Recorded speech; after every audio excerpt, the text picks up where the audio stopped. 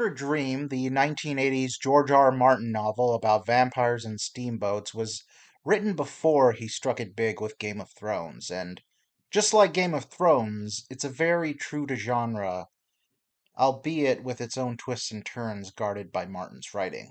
The novel examines what truly makes someone a monster. Is it being a vampire, or is it lacking humanity, empathy, and restraint? A common trope found in vampire fiction.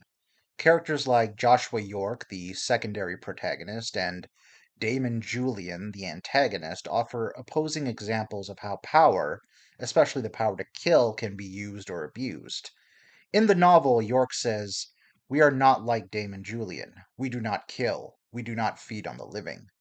York draws a hard line between himself and other vampires. This emphasizes that monstrosity isn't about species, it's about moral choice. The trope of a vampire fighting his nature to kill, or in the book, the Red Thirst, is often used to represent the savagery of human nature, or that man is no different than an animal in his impulses. The vampire's thirst for blood is often framed as an allegory for addiction, struggling with urges, hiding shameful cravings, or trying to find substitutes. York's attempts to cure vampirism is like recovery effects from addiction, and the novel explores how hard it is to change, even when the consequences are dire. There are even multiple examples given in the book about how York fails to control his thirst and must restart from scratch. Despite his repeated failures, he never gives in to his own destructive desires. Meanwhile, the relationship between Abner Marsh, the primary protagonist and lead character, and Joshua York forms the emotional core of the novel. Their evolving friendship, built on trust, shared goals, and respect, despite differences, is a strong counterweight to the darkness around them. York values Abner not for his strength or wealth, but for his integrity. Their bond anchors the novel's human element, showing how trust can bridge vast differences. What I especially liked was how Marsh, the human character, was shown to be understanding, if not a bit of a curmudgeon. He was honest, fearless, and stood up for himself even when there was a realistic chance he might die. I could see this type of character coming across as annoying and bullheaded, but Martin is able to give him enough nuances that he grows as a person while keeping the traits that made him so much fun in the first place. With the story being set on the Mississippi River during the 1850s, the book uses the steamboat trade as a metaphor for American progress, yet it contrasts this with the violent and predatory nature of vampirism, questioning whether civilization is truly advancing or if it's just hiding its dark impulses behind polish and technology. This also applies to the context of American history, since at this point slavery is alive and well.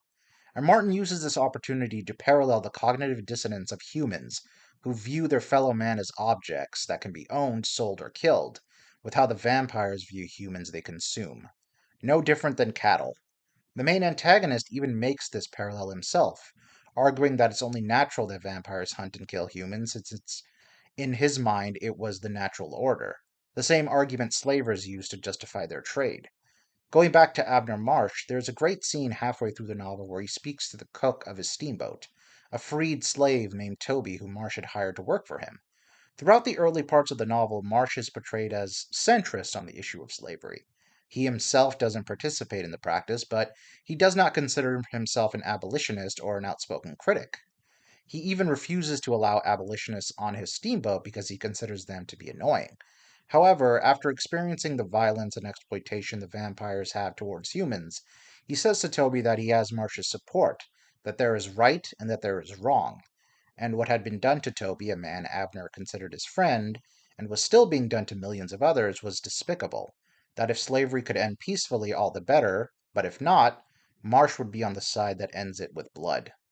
Multiple times the Mississippi is portrayed as a rotten and corrupted place, and Fever Dream, the steamboat where the story takes place, glides down on a river of blood. Like much of Martin's writing, Fever Dream doesn't give us a clean, feel good ending.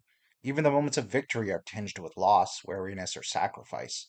It's very George R. R. Martin to pose the question, was it worth it? And then never really answer it. I won't spoil the ending, but it left a taste in my mouth that I won't be able to get rid of no matter how hard I try. It's almost a shame that Martin got so famous now that he doesn't need to write books like these ever again. It's especially a shame considering the director, Hatatake Miyazaki of From Software fame, named this as one of his favorite novels. I guess I'll try to finish his entire bibliography, considering he's never going to finish Winds of Winter. Thank you for watching. Make sure to like, comment, and subscribe. This is Captain Hindsight.